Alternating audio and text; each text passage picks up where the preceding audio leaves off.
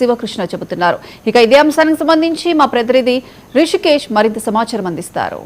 Karimnagar PMJ జ్యువెలరీలో జరిగిన భారీ చోరీ కాల్పుల కలకలం ఇప్పుడు కరీంనగర్లోనే ఒక సెన్సేషన్గా మారింది. ఈ నేపథ్యంలో ఇప్పటికే పోలీసులు 4 బృందాలతో దర్యాప్తు చేస్తున్నటువంటి పరిస్థితి.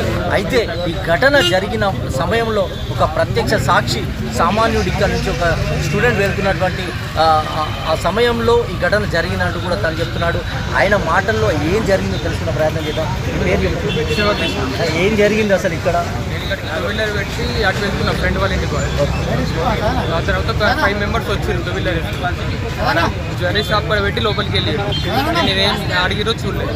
ఫైర్ సౌండ్స్ వచ్చినాయి 2 టైమ్స్ వచ్చినాక నేను మళ్ళీ బయట రిటర్న్ వచ్చిన షాప్ కాడికి వెళ్ళి చూస్తే ఫైర్ చేసి వచ్చిర్రు. వచ్చినాక గన్స్ పెట్టారు.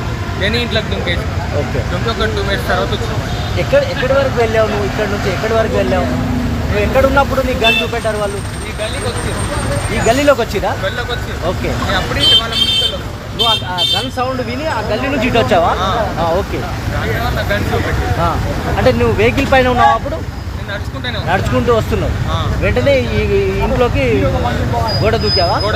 ఓకే. మరి అక్కడికి వచ్చే ప్రయత్నం చేయలేవా? చేయలేదు. వాళ్ళు పారిపోయారా? ఇటు నుంచి పారిపోయారు. అందరి దగ్గర ఆయుధాలు ఉన్నాయా? ఎలా ఉన్నారు వాళ్ళు చూడడానికి? ఇద్దరు హైట్ ఉన్నారు, ఇద్దరు మీడియం. ఓకే. నీకు గన్ పెట్టి బెదిరించారా? అంటే వెళ్ళిపోమని చెప్పారా లేక? గన్ చూపెట్టంగానే నేను పారిపోయాను. ఓకే. ఇది మొత్తంగా తాను స్నేహితుల దగ్గరికి వెళ్తున్నటువంటి క్రమంలో దొంగలకు సంబంధించినటువంటి ఆ యొక్క రాబర్స్ని చూశాననేటువంటిది శివకృష్ణ చెప్తా ఉన్నారు. అయితే ఈ నేపథ్యంలో తాను వెళ్తున్న క్రమంలో ఇది గన్కు సంబంధించినటువంటి కాల్పుల శబ్దం విని తాను ఇక్కడికి వచ్చినట్టుగా వస్తున్నటువంటి నేపథ్యంలో దుండగులు ఇక్కడి నుంచే ఈ గల్లీలోకి వెళ్ళి పారిపోయినట్టుగా కూడా చెప్తా ఉన్నారు. ఈ నేపథ్యంలో తనకు గన్ చూపెట్టి బెదిరించి తాను తప్పించుకోవడానికి ప్రాణాపాయం నుంచి తప్పించుకోవడానికి సమీపంలో ఉన్నటువంటి ఒక ఇంట్లోకి వెళ్ళాననేటువంటి చెప్తున్నారు. చూడడానికి చాలా హైట్గా ఉన్నటువంటి దుండగులు దాదాపు 5గురు ఉన్నారు. అందరి దగ్గర కూడా పిస్టల్స్ ఉన్నట్టుగా చెప్తా ఉన్నారు. ఈ నేపథ్యంలో ఈ ఘటన చాలా సంచలనంగా మారింది.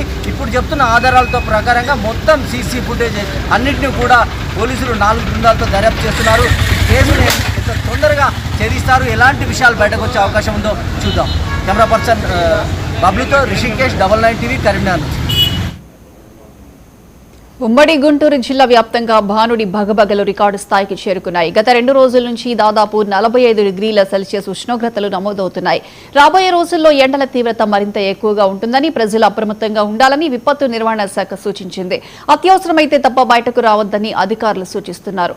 ఉమ్మడి గుంటూరు జిల్లాలో ఎండ తీవ్రత మీద మరింత సమాచారం మా సీనియర్ కరెస్పాండెంట్ కొండలరావు అందిస్తారు.